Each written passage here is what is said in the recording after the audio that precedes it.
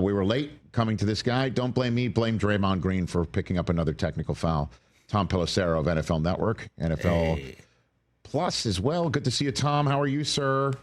Doing great, Rich. What's up to my boys in studio? Tommy P. Tom, my mom says hi. She loves when you're on. Gosh, it's Mother's Day, so I can't complain about you getting Mary Brockman's salutations out there.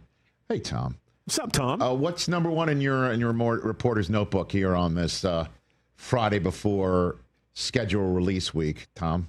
Besides Draymond Green, for the record, I am in Minneapolis. I was not one of the people chanting Draymond sucks for the final 3 quarters of that game. Got it. Might have had a couple of choice words sitting on my couch here, but was not actually. Okay. Look at you for the T-Wolves. But what's in your NFL reporter's notebook, Tom? I think that the clearest top story of the week is the George Pickens trade, and I've heard and seen so much confusion over why the Steelers were moving on from George Pickens. There's no doubt that George Pickens is an unbelievably talented player. He was an unbelievably talented player when he was coming out of Georgia several years ago. But the same reason that he went in the second round of the draft rather than being the top 20 pick is the reason that the Steelers are moving on from him at this stage. My understanding is they just got to a point where they knew they were not going to extend him. And so rather than playing it out this year, seeing how it went with him playing opposite DK Metcalf, hoping for a compensatory draft pick if he leaves, which would be out in the 2027 draft, you take the certainty of the 2026 comp pick, or 2026 third-round pick. You are insured of getting the pick, which you're not with compensatory picks. It's all about free agent movement. For Dallas, it certainly makes a lot of sense in terms of they needed somebody opposite CeeDee Lamb. They needed something to bring another element to their offense. But when it comes to why the Steelers moved on from George Pickens, this was not just a snap decision. This was not, he overreacted to them paying and trading for DK Metcalf. It was everything over the past several years. Again, unbelievably talented football player, but there were a variety of different issues. There was tardiness to meetings.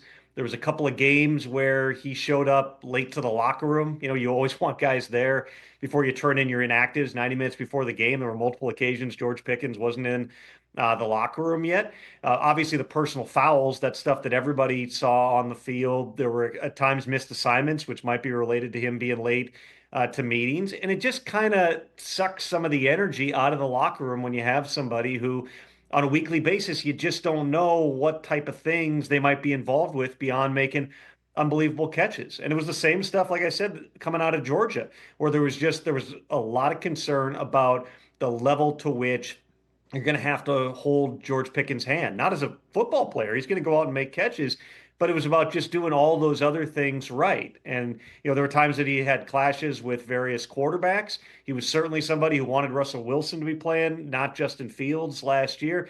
There's a lot there. And none of that is to say that they're not going to get the most out of him in Dallas. He's got a massive opportunity here, Rich, with 1 year left on his contract to play his way either into getting franchise tag next year or into becoming an unrestricted free agent and getting massive money on the open market. It's all out there for George Pickens. There's never been any doubt about his talent. It's putting all these other things together. He talked about that himself yesterday in his conference call with reporters, that there's a maturity aspect that he's working on, and part of that now is him going to Dallas and making the most of this opportunity. As long as Dak Prescott is throwing up some of those 50-50 balls and letting George go make plays, I think they're going to get along just fine. The Steelers bet in all this at a time that they don't know for certain who their quarterback is going to be is that, between some of the other guys that got on the roster, Calvin Austin, Robert Woods, who was a signing, Roman Wilson was a third-round pick last year and really didn't play because of injuries, that group is going to make up for it, in addition to obviously having another really, premier threat on the other side in DK Metcalf. All right, so lots of things there, Tom. Let's take it kind of one at a time from one team to the other. Steelers. You just described all the things as to why they would trade away George Pickens and his clear talent on the field. Got it. They are, however, trying to make sure and assure themselves of a certain Southern California resident coming to Western Pennsylvania and saying, yes, despite whatever is holding Aaron Rodgers back from delivering that message right now. Any word if the Steelers gave him a heads up? Hey, you know that really talented other receiver we have? He's now a Dallas Cowboy. And how, or concerned that might not land properly with a guy they're trying to get. Tom. My understanding, Rich, is that there was no heads up given. This wasn't them consulting with Aaron Rodgers on the trade. Aaron Rodgers technically is not on the team right now. I know. It's this very unusual situation where you think the guy probably is coming, but he's not actually part of the team. Right. No, they did not give him a heads up on it. I think that it's notable that when Aaron Rodgers began seriously considering going to the Steelers, he made a point to go and throw with DK Metcalf and not with George Pickens. I would also say, Rich, when I'm describing George Pickens as a player, and again, unbelievable talent, but not the most detailed guy. Again, there are issues at times with missed assignments with George Pickens. We know that Aaron Rodgers, whether it's with Mike Williams not running the red line last year with the Jets, whether it's with some of the young receivers he had at the end in Green Bay, or going back and forth with Garrett Wilson in training camp last year, if Aaron Rodgers can't count on where you're going to be on the field, he very quickly is not going to have use for you anymore. I'm not saying that's why the Steelers made the trade, but if you're profiling the type of wide receiver that Aaron Rodgers would want, George Pickens, as talented as he is, may not be the best mesh if and when Aaron Rodgers becomes the Steelers quarterback. Okay, now we move to Dallas. You said that there were two options essentially for DK Metcalf. I mean, for George Pickens when he goes to Dallas, which is ball out and get franchise tagged or hit free agency with the wind at his back. There's a third option, which is clearly the Cowboys needing to re-sign him, but they do it too late until somebody else sets the market for them and they overpay him. Don't forget that option, Tom. Well, they're paying CeeDee Lamb $34.5 million a year because they waited so long to pay him. The Bengals have just shown that you're picking up what I'm putting down. And that's my way of leading to Micah Parsons. When are they going to sign this man, Tom? Because there's a method to his madness, Tom. No, there's also another Pittsburgh connection here, because T.J. Watt might sign on the dotted line soon, too. And, I mean, wouldn't that reset a market, right? I mean, what's happening, Tom? Handshake I don't know agreements? that T.J. Watt's going to reset a market that Myles Garrett just set at $40 million a year, just based upon age. He's obviously a really, really good player, and he's going to get paid, and the Steelers are going to pay him. But the idea that he's going to get over $40 million a year, that might be ambitious, in part because people still can't believe that Myles Garrett got $40 million per year and totally reset the edge market. There's a deal to be had with T.J. Watt. We'll see if and when that deal happens. He is entering the last year of his contract. The Steelers would like to lock him up, but they're not going to go above and beyond what the marketplace is for TJ Watt in order to get that deal done.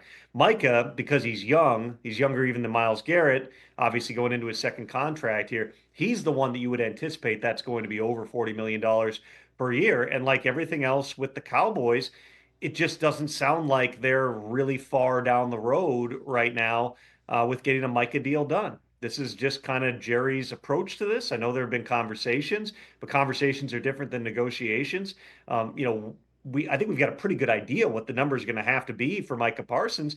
But Micah also, by virtue of being a high first-round pick, he's made some money. He's due a bunch of money this year.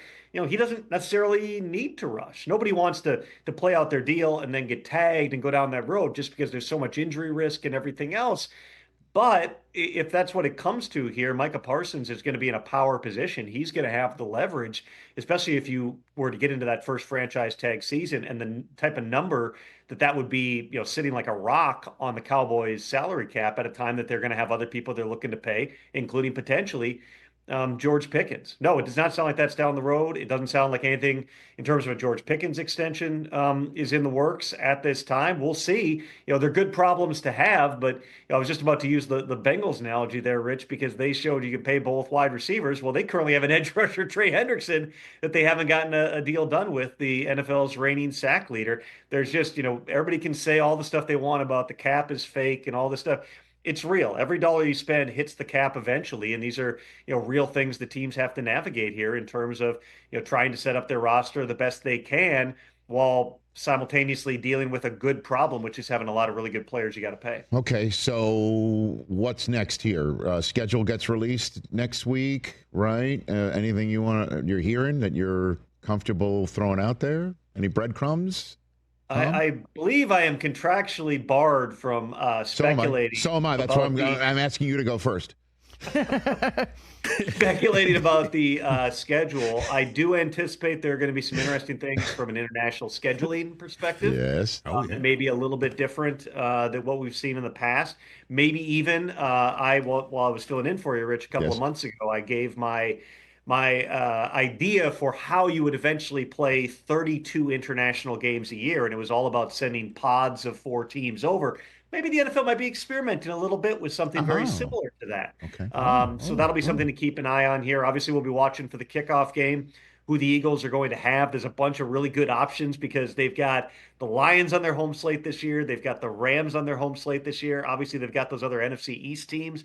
So who gets put in those positions? I do know there's, I believe, 5 different announcements Monday, Tuesday, Wednesday before the whole schedule gets released. 5 formal announcements, not including the leaks that back in my Green Bay Press Gazette days, you got those leaks by calling the local hotels because somebody with the Packers would slip them the home game schedule so they could jack up their rates in advance of the schedule coming out.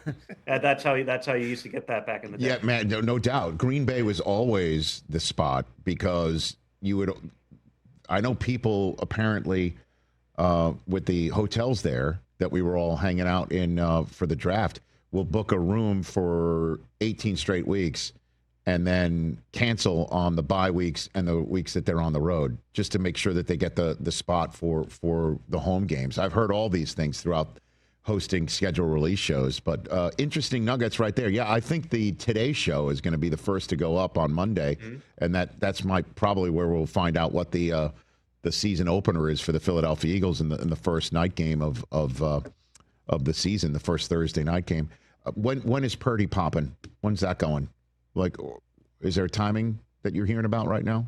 When this is one of those, Rich, that could happen pretty much any time. I don't get the sense that, I always hesitate to say anything is close because there is, it's like Yoda. There is no close. There is only done. Are they within the realm of, hey, if they agree to something right now, it could get done quickly? Yeah, but they're not there just yet. I would anticipate it's going to come to a head sometime before the start of training camp, potentially sooner than that.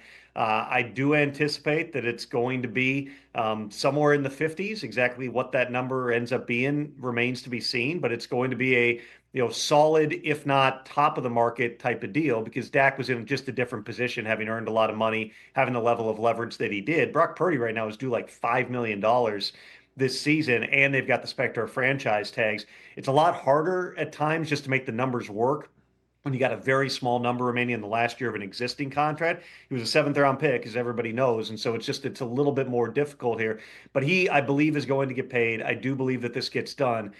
In terms of the exact timing, we'll see. But I would think for all parties involved, resolving this before training camp and not having that hanging over everybody's heads would probably be a benefit. I appreciate it. Giving you a heads up, next Friday, Tom, you'll be talking with Susie, Sarah, Tiana, and Colleen Wolfe as there's a Women's Sports Now takeover of the Rich Eisen Show next Friday because the rest of us, all of us, are going to Atlanta to record an episode of Celebrity Family Feud against the Dan Patrick Show. Yeah, Tom.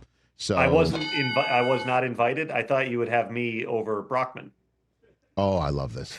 See, because he's the one who loves your hellos more than anyone else, and now we're playing the feud. I love it. I'm going to take back the picture I sent Tom 10 minutes ago. What picture is that? It's me waving hello. Picture? I sent a video. Why do you do this? I sent a video. Talking to Today him. I muted the thread. Morons. I muted the thread just so I wouldn't be distracted by this. Oh, my God. Are you really sending him this during our conversation? Well, it's right in the beginning. See, it's the same shirt that he's wearing now. So I know, so it is what it is. Yeah. Tom, Buttons all the way up to the text, Tom? TJ sent him a video. I'm just doing pictures. Buttoned all the way to the top, like Rain Man, like one of the Babbitt brothers. I'm the opposite of that. I'm showing a little bit too much today because I'm feeling 2 buttons is the way to go. Thank you, sir. I'm Team Rich on this. I'm always a 2-button guy on TV. That's because you got the hair to back it up. I don't. I'm out of moves. You're not. All right. Listen, Tom, thanks for the time. We appreciate it. You be well. See you, fellas. NFL Network See you, pal. insider Tom Pelissero. Catch the Rich Eisen Show live weekdays from 12 to 3 p.m. Eastern on Roku Sports Channel in the U.S.